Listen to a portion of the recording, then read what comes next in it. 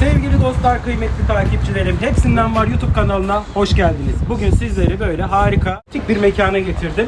Buram buram hipo hijyen kokuyor arkadaşlar. Neredeyiz? Bestem Döner'deyiz. Bestem Döner yaklaşık benim 4 yıldır 5 yıldır birkaç kere eve sipariş verdiğim fakat yerinde dönerini yemediğim bir mekan. Aynı zamanda 25 tane tost çeşitleriyle de bizlere hizmet veriyor. Şimdi arkanıza yaslanın. Buyurun bu harika videonun tadını çıkartın. Buyurun efendim.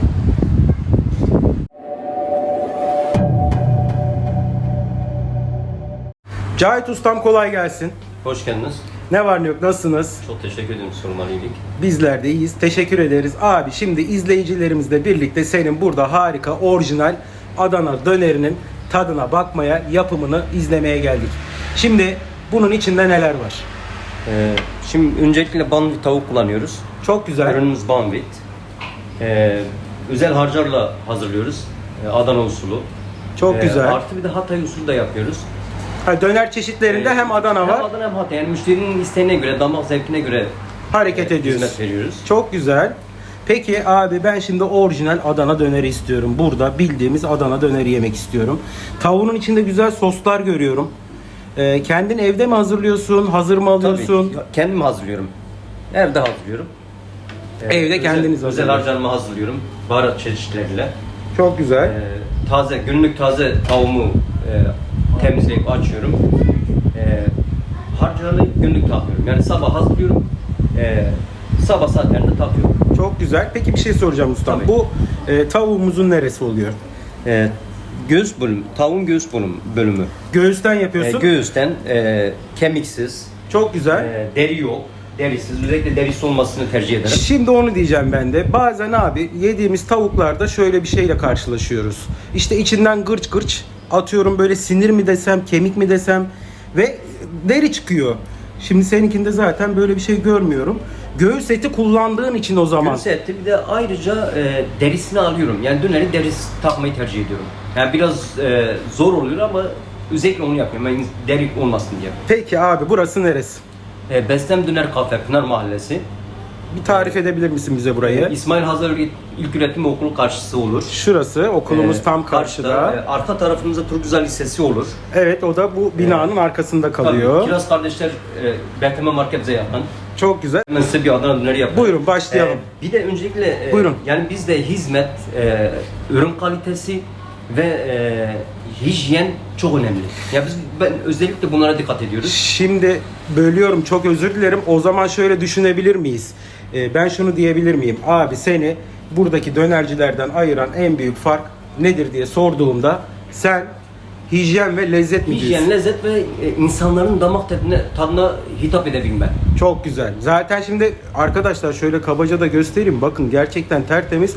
İçeriye girdiğimde bildiğiniz hipo kokuyordu. Temizlik maddesi kokuyordu yani içerisi. Abi bir de burada ben böyle güzel bir sosunu görüyorum senin. Sosumuz özel baharatlardan hazırlarım. Domates, özel domates sosu. Çok güzel. Özellikle özel harcarla hazırladığımız tavuğumuza ekstradan lezzet verir. Çok güzel. Şimdi burada da şunu sormak istiyorum. Sorduğumuzda bütün ustalarımızın hep kendine özel sosları var. Ve içeriğini vermek istemiyorlar. Sence şunu merak ediyorum. Bunun en büyük sebebi nedir abi? Yani diyebilir miyiz? Her yiğidin yoğurt yiyişi farklıdır diye böyle bir espri koyabilir miyiz Böyle buraya? bir espri katabiliriz. Yani şimdi her ustanın bir sos şeyi var. Her ustanın bir el lezzeti var. Değil mi? Bizim de bir lezzetimiz var. Yani insanları memnun edebiliyorsak, damaklarına hitap edebiliyorsak, yüreklerine hitap edebiliyorsak ne mutlu bize. Çok güzel. O zaman hadi buyurun başlayalım. Hemen. Şimdi özellikle Adana usulü dönerimizi pide ekmeğinde yaparız. Çok güzel. Yani yağlı isteyen arkadaşlarımıza, müşterilerimize yağlı ekmeğimizi yağlayarak yaparız ama yağ isteyenlere de yağ kullanmıyoruz. Ondan sonra ısıtıcımız derecesi 300 derece. Şöyle bir Zaten İzleyebilirsiniz. tertemiz abi. Eline sağlık. önemli olan yemeğin sıcak gitmesi, lezzetli gitmesi. Temel anlayışımız odur. Müşterilerimize ekmeğimiz- soğuk soğuk götürmüyorsunuz. Ekmeğimizi arka önünü ısıtıyoruz güzelce. Çok güzel. Peki şimdi burada şuna girmek istiyorum abi. Orijinal Adana'nın döneri zaten bu bahsettiğimiz gibi az önce de ayaküstü sohbet etmiştik arkadaşlar ustamla. Bizim 20-25 yıl önceki yediğimiz Adana döneri. Evet. Etimiz, ekmeğimiz pide ekmeğine. Pide ekmek, domates, Çok turşu, cips güzel. kullanıyoruz. Aynen öyle. Birazcık da böyle marul girerler. Marul da şey yapıyoruz. Yani isteğe bağlı. Bazıları genellikle marul şey yapmazlar. Değil mi? Ama marul da kullanıyoruz. orijinal Adana dönerinde bence marul vardır Tabii, ya. Tabii. Değil mi? Artı 100 gram. Yani tavuğumuz 100 gram. Teraziyle çalışıyoruz. Terazisiz Terazinde çalışmıyoruz. burada. Çok güzel. Tavuğumuz 100 gram. Yani 100 gramdan aşağı şey yapmayız. Çok güzel. 100 gram da gayet Tabii. yeterli. Bu arada özür dilerim. Ben az önce söylemeyi unuttum. Tek ekmek yapmanız mümkün mü? Tabii. Çok özür dilerim. Onu da yağladık gerçi ama gayet de dolu dolu görünüyor ustam. 100 Böyle gram. baktığımızda. Baharatımızı kullanıyoruz. İsteğe bağlı acı seven müşterilerse acı kullanıyoruz. Çok az bir şey atabilirsiniz. Oh vallahi görüntü çok başarılı. Sonra Şimdi sos giriyoruz herhalde. Sosumuzu giriyoruz, özel sosumuz. Özel baharatlarla hazırlanmış. Bunu da mı sabahları hazırlıyorsunuz ustam? Tabii. Bunu dönerimizi taktıktan sonra hazırlıyoruz. Oh, yolcu pişiyor. Peki Dönerimiz hazır. şimdi şunu sormak istiyorum. Havalar ısındı. Adana'da yazın tavuk döneri çok böyle tercih etmiyorlar. Havalar ısındığı için. İşte belki bakteri ile alakalı veya sağlıkla alakalı olabilir. Bu konuda fikriniz nedir? Yani hayır böyle bir şey yok. Bence şehir efsanesi mi diyorsunuz yoksa uydurmasyon mu? Uydurmaz. Yani uydurma bir şey. Yani ben yıllarca yaklaşık 25 yıldır bu mesleği, bu işi yapıyorum. Bu işi yani bir nevi de gönüllü şekilde yapıyorum. Böyle bir şey yok. Yani bunu sürekli tüketebilirsiniz. Yani sabah bazı müşterilerin sabah 9'da tavuk siparişi verirler. Yani akşama kadar devam eder. Değil mi? Yıllarca böyle. Zaten hiçbir dönerci de tutup da insanların sağlığını Tabii. düşünmeden hareket ettiğini. Bir de artık kendimiz kullanmadığımız ürünü müşteriye satmayız. Kesinlikle. Abi sana bir şey diyeyim mi? Bu arada bir itirafta bulunacağım. Ben şimdi birçok böyle takipçilerim de bilirler. Bir sürü işte dönerci videosu falan yaptık. Hani orada hatta bazılarının yorumu şudur. İşte bütün dönerciler mi böyle tezgahları hep affedersiniz leş gibi olur, pis olur derler. Ama hakikaten böyle tertemiz. Vallahi elinize kolunuza sağlık. Hadi şimdi bu harika lezzetin tadına bakalım ustam. Ekmeğimiz güzel şekilde kızardı, ısındı. Pide ekmeğimiz hemen sarıyoruz. Burada Öyle. sarıyorsun. Burada Yalnız sarıyoruz. güzel bir şey hoşuma gitti ustam. İçine saçma sapan çok özledim böyle mayonez, ketçap girmedin. Yok kesinlikle. Sadece özel sosumuzu şey yapıyoruz. İsteğe bağlı, isteyen müşterilerinde olduğu zaman mayonez kullanıyoruz. Anladım. Burada bir tost makinesi görüyorum. O şimdilik kalsın. Tabii 25 çeşit tostumuz mevcuttur. 25 çeşit tost yapıyorsun. 25 çeşit. Oo.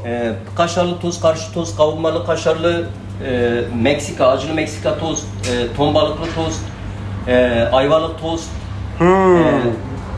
Yani Bir sürü çeşidim sürü var. çeşit var. O zaman şöyle bir şey diyebilir miyim? Önce ben şimdi bu tavuğumuzu bir yemek istiyorum. Tadına bakmak istiyorum. Sonra da senin bu harika 25 çeşit tostundan en bir güzelini ayvalık tost. Ya yengen olabilir, ayvalık olur. olabilir. Ondan sonra bir de onun videosunu yapalım. Tabii. Onun da tadına bakalım. Tabii. Dostlar hadi şimdi gelin buyurun bu harika lezzetin bir tadına bakalım. Ustam şimdi eline koluna sağlık. Teşekkür Bu arada hijyen burada hakikaten çok önemli dostlar.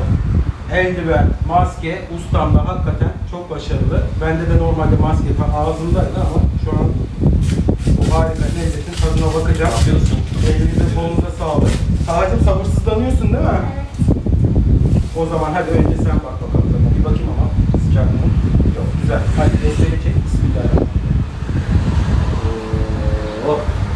Anneye dön. Anneye dön. Çok mu güzel? Çok mu beğendin? He? Çok beğendim. Tamam. Ben de tadına bakabilir miyim?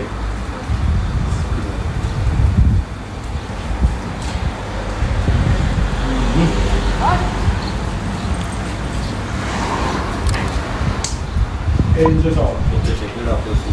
Şimdi Adana'mızın güzel pidesi. Tavuğun hakikaten çok başarılı ustam. Baharatı da hissediyorsunuz dostlar ağzınızda. Mükemmel. İçinde gerçekten mayonez ketçap olmaması güzel olmuş. Bozuyor abi. Teşekkür ederim. Gel babacığım yok mu daha? Şimdi ustam. Yaklaşık 100 gram et yedik. Hatta 100 gram. 100 gram. Yaklaşık değil, tariflik 100 gram et yedik buna. Bunun fiyatı ne kadar? Fiyatı 12 lira. 12 lira. Evet. Yanında ne veriyorsun? Şimdi bize burada turşu verdiniz. Yanında turşu veriyoruz şu an. Turşuyla birlikte 12 lira. 12 lira. Ayranla birlikte ne kadardı? 15 lira ayranı. 15 lira. Kola birlikte 16 lira. Anladım. Ayranların da büyük ama. Küçük ayran değil. Büyük ayran birlikte 15 Evet. lira. Sütaş ayran kullanıyor Sütaş, arkadaşlar. evet. İçi dolu dolu, gayet güzel. Afiyet olsun. Güzel. Peki ustam, şimdi bu harika lezzeti hangi mecralardan sipariş edebiliyoruz? Yemek sepetinden sipariş edilebilir. güzel. Artı telefonla sipariş edilebilir. 0536 365 82 74. Güzel. Buradan da sipariş Numarayı verebiliyorlar. tekrarlıyorum. 0536 365 82 74. Artı yemek sepeti. Bestem Kafe'den Pınar Mahallesi. Ben zaten açıklamalar kısmına hem konumu hem adresinizi hem de telefon numaranızı yazacağım. Bu arada acım da güzel. Tatlı bir acısı da var arkadaşlar. Hakikaten lezzet vermiş. Şimdi dostlar, Bu arada acı biberimizi özel Antep'ten getirtiyoruz. Antep'ten sipariş Belli üzeri ama. geliyor. Kargo üzeri geliyor. belli.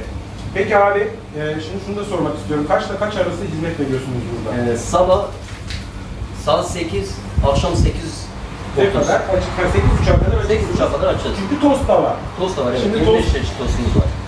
Tostu da arkadaşlar inşallah Allah kısmet ederse yarın ustam sabah kahvaltıda senin tostunla başlamak istiyorum güne. İnşallah. Buradan da sevgili izleyicilerimize, takipçilerimize şey olsun, böyle önden bir spoiler vermiş olalım. Yarın sabah tostunu çekeceğim, onu da yayınlayacağım. Çok teşekkürler. Evet, izleyicilerimize son kez söylemek istediğiniz bir şey var mı? Ya pandemi döneminde eğer gerçekten yani onlara iyi bir hizmet verebiliyorsak, hijyenik, lezzetli bir şey sunabiliyorsak ne Mekan mutlu istiyorlar. bize. Çok güzel. Aynen öyle. O zaman Bestem Döner'e arkadaşlar gel al götürle ve aynı zamanda siparişte ulaşıp bu harika lezzetin tadına bakmak istiyorsanız böyle ama çiçek gibi tadı var. Hakikaten orijinal. Çok on numara teşekkürler. olmuş. Ellerinize sağlık. Afiyet. Evet dostlar, bir videomuzun daha sonuna geldik. Hepsinden var YouTube kanalı takip etmeyi, abone olmayı, videoları paylaşmayı unutmayın. Kendinize iyi bakın. Görüşürüz. Görüşürüz. Çok teşekkürler.